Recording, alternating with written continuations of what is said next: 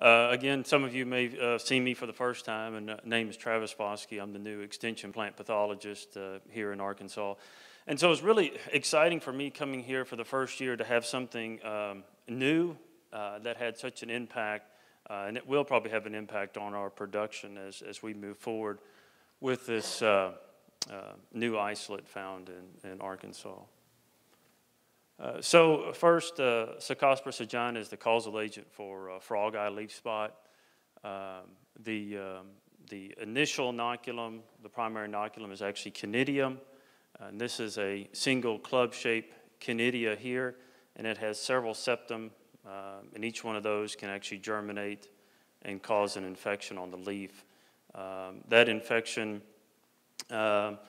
can occur when the conditions are favorable, 80 degrees, high relative humidity, free moisture on the leaf, and in about 7 to 14 days we'll have a symptom show up, and these are the leaf spots here. And so this is the frog eye leaf spots, characteristic by that tan center and with that reddish or purplish margin around the edge. Some of the earlier infections here and some of the more mature infections here, that was probably 2 lesions there that coalesced together to give kind of that irregular shape. In some of the studies, there was a 10 to 15% yield loss in a susceptible variety due to frog eye leaf spot.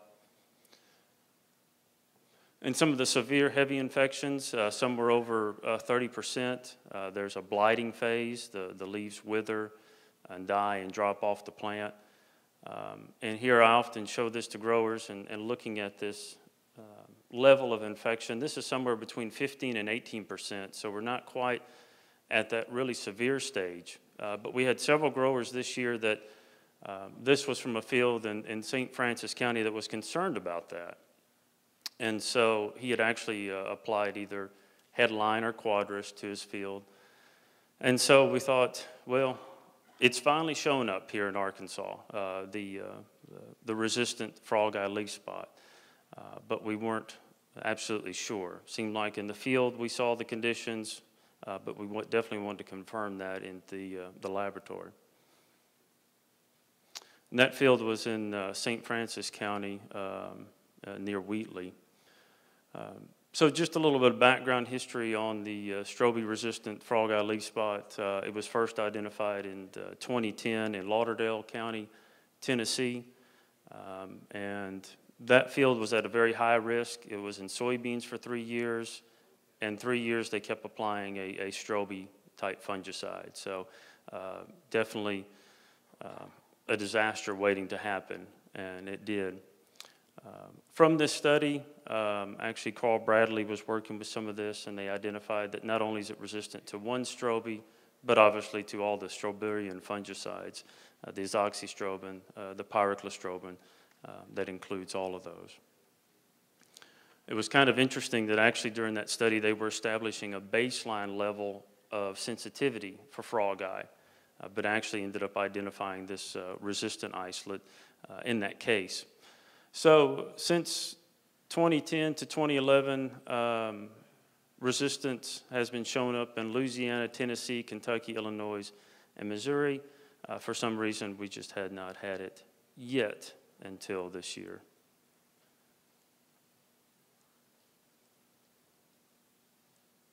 All right, so a couple of the quick objectives that I had for this year with the field site. The grower called me sometime in the middle of the summer. First of all, we wanted to confirm that it was resistant, fungicide-resistant frog eye leaf spot instead of some other issue. Throughout the season, I did receive samples, and growers thought it had to be resistant frog eye because my strobe did not work. And that was not always 100% of the case. So first we wanted to confirm that and then determine the level of fungicide resistance. So this is a simple conidia germination assay. We actually collected the conidia off of the leaf spots on the leaf and plated them on petri dishes amended with azoxystrobin in this case. And this isolate is from Phillips County. And so here we have no fungicide, 0.1 parts per million, 1 part per million, and 3 parts per million. And each one of those little dark black things is actually the result of one conidium germinating, and that's actually the hyphae from the Cercospora. So we did not see any really response till we got to 3 parts per million, which was excessively high. Resistance actually is defined of any time that the frog eye is growing at past 0.1 parts per million. So if it was a susceptible variety here or susceptible frog eye, it would only grow here but not on any of these petri dishes. So this was kind of interesting that we actually had it at this high of a level. I was a little skeptical because of my technique, so I sent some samples to Carl Bradley at the University of Illinois, who has a USB grant working and looking and surveying several states for this fungal resistance to the fungicide. And he did confirm that. John Roop, I think, also sent some samples to him. And so as of today, we can confirm that we found the fungicide-resistant frog eye in 7 counties here in Arkansas. This map has a couple of states, counties here colored. Here's Louisiana, Mississippi, and Arkansas. The red color just indicates that frog eye was found in those counties, and the purple indicates that an isolate from that county was determined to be resistant to the strobies. So we have Phillips, St. Francis, Poinsett, Deshay, Drew, Chico, and Lawrence. And here's the Lauderdale County in Tennessee.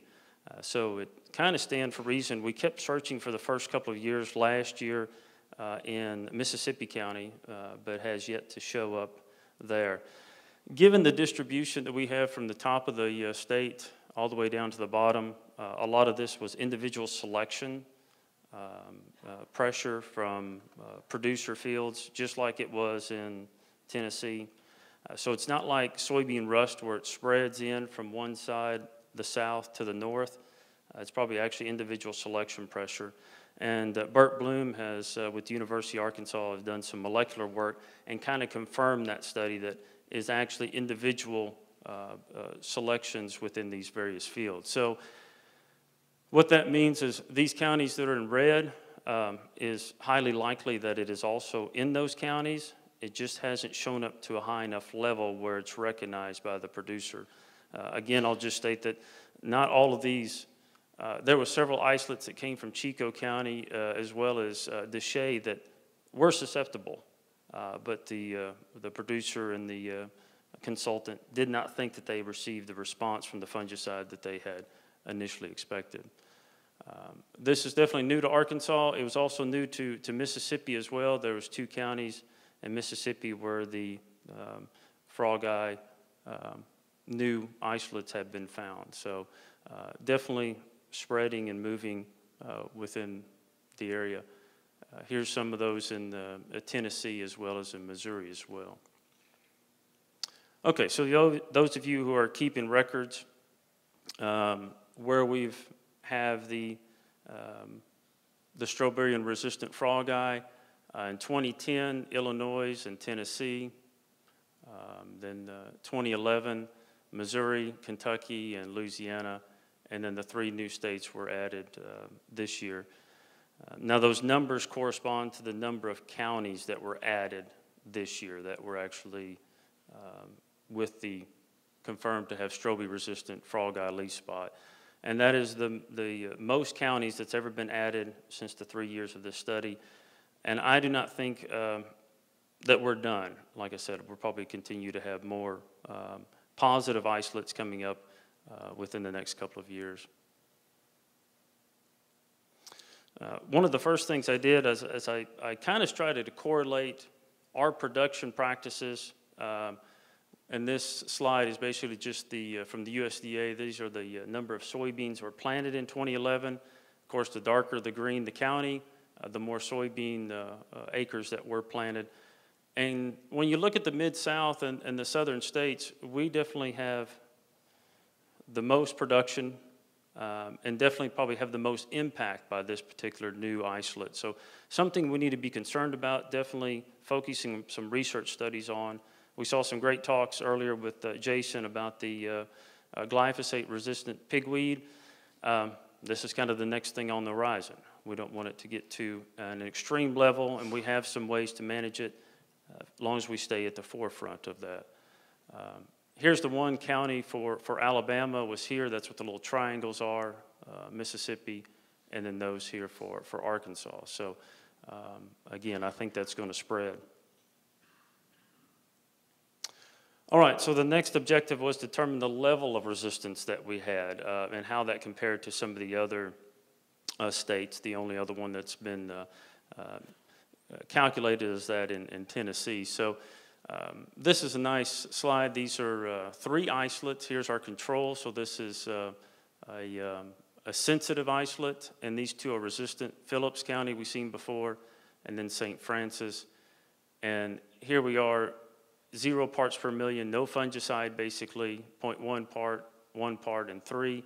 And as I mentioned before, here's our sensitive isolate. There's no growth, and that's what we expect. And that's where that threshold level of 0.1 is. And as your eyes fixate on the little black dots, you really do not see any change in here until we get to this level. And that's when we finally had a significant reduction.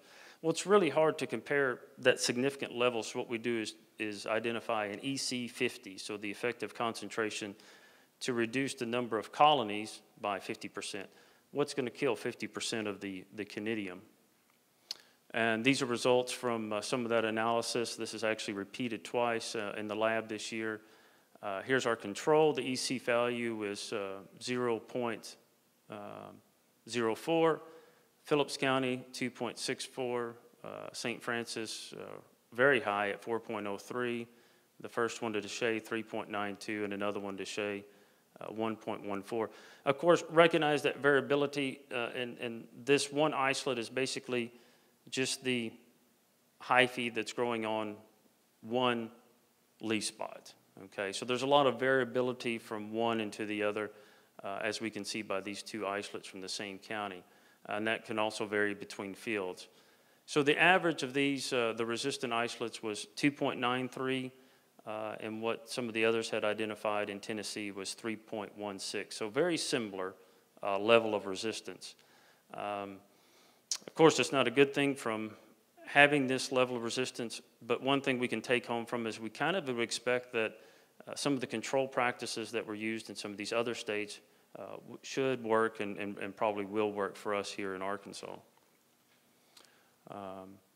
Here's another, this was actually some of the work that the isolates we sent to Carl Bradley. He was actually able to identify the population of the isolates that were resistant. And keep this in mind that just because that one field in Deshay County was resistant, it doesn't mean the entire population is. Here only 28% were resistant. The highest was 50% in St. Francis. So 50% were susceptible to strobies and 50% were resistant. So in moving forward, not 100% did we find in any field was completely resistant. There's just a varying level. And so what's probably happening is that, you know, when you have a really low level, you really don't recognize it. And that's probably what happened last year. Whatever control was, it was not recognizable as a failure of the fungicide in the field. And as we creep up higher and higher, it's definitely more obvious. We definitely had several other fields, I think, in Lawrence County that came back to be like 4%. And the consultant just sent it in because he was curious. And it seemed like to me when we reached up to about 30% is when our eyes really start recognizing that, man, we have a problem. And by the time 30% of your frog eye in the field is resistant, you do have a problem, and a serious problem to deal with. Okay, so just in summary, mine's going to, actually very to the point. Resistance was confirmed in 7 counties. I have about 3 more isolates, some from Jackson County and Clay County. Probably will add to that number before the year is up, but I have not substantiated that yet. And the level of resistance was similar to what we observed in other studies. So definitely going to have the same issues and challenges that they're having in Tennessee and Illinois. So what are we going to do from a management standpoint? There's still several options that we have, especially from a cultural management standpoint. Jason Norsworthy was talking about using a mold board to plow under a seed bank. Well, any kind of tillage practice is going to reduce the amount of inoculum for the following season. So that's, a two-pronged approach that may help in both weed control as well as disease control. Anything that we can do as far as rotation to reduce that inoculum level for the next time that soybeans are going to come into the field is also going to be beneficial. And I don't know, sometimes we don't remember those things, but those are very effective. Resistance, we do have resistance to frog eye leaf spot in a lot of our soybean varieties. This is an excellent option, and we do not have any data that says this new isolate, these new isolates are going to overcome that resistance in the soybeans. So all of these resistant varieties will be resistant to these new strobilurin isolates that are resistant. So this is also found on the Arkansas varietytesting.com, so you don't need to record these, but these are some of the 4s and some of the 5s that are resistant to frog eye leaf spot. And again, those counties like St. Francis and Phillips, and especially those fields, these would be good options for them to use. There's been 2 studies, 2 different scientists that have been working on some of the field trials, looking at some of the different fungicides, how they respond in a field situation. Tennessee with Melvin Newman, and then Carl Bradley in Illinois. Carl just had his data uploaded on his website, so I took the liberty of using some of it and sharing that with you today. This was the top 5 that did the best for him in his study. A frac code for M5 with chlorothalonil, Echo, is very effective, just doesn't have the long residual that some of the others do. Thiophanate methyl, which is Topsin, group 1, was effective in his study. And then the triazoles have been consistently effective, flutriafol, the Top Guard, prothioconazole with Improline, and the difenconazole with Quadris Top have been effective not only in his study, but some of the studies with Melvin Newman, especially with the triazoles. Of course, in his study, the strobilurins alone were the least effective. So we do have some other options, but the real question is how long that DMI, these triazole fungicides, will last if we used them the same way we used the strobies in the past. For Melvin Newman, some of his trials, it seemed like the mixtures with a triazole and the triazoles alone, again, were better than the strobilurins. Now, there was some variability. Sometimes one of the triazoles would work in Tennessee, but not in Illinois. So there's some opportunities for us to do some field trials here to determine which are going to be the best for our production practices. So the risk of these particular fungicides, I'd just like to finish up with is there's a high risk of these pathogens, frog eye, to develop resistance to obviously the strobies, which we have now, and thiophanate methyl. If, that Topsin was an option you were thinking of, I sure wouldn't use it more than 1 year before moving on to something else completely. Within this particular family, there's a lot of fungi that are resistant to that fungicide. Unfortunately, the triazoles are at medium risk. So traditionally, we see resistance building up in triazoles when we use a very low rate, reduced rate. We heard some talk about that this morning in the weed science of not to use a reduced rate, as well as a application that is not optimum for timing, too late or too early, not that target time. An example of triazoles not working, a classic example is in the southeast on peanut. they have a leaf spot there that the DMI fungicides or triazoles no longer work. So that's a realism and something we need to be, now that we have the strobe resistance, how long are the DMIs going to work for us? To be aggressively looking at that. Chlorothalonil, relatively low, great fungicides, been around for a lot longer than I have, maybe longer than some of the other people in this room, right? Okay, so what do we want to do to prolong the fungicide effectiveness? This goes for those who, whose county that you're farming in was actually red and it wasn't purple before, or if you're planning to use the DMI, the triazoles. First, don't rely on a single class of fungicide for disease control. If you keep going year in, year out with the same class, you run into the same issue. It's still a selection pressure. We're trying to reduce the amount of selection pressure.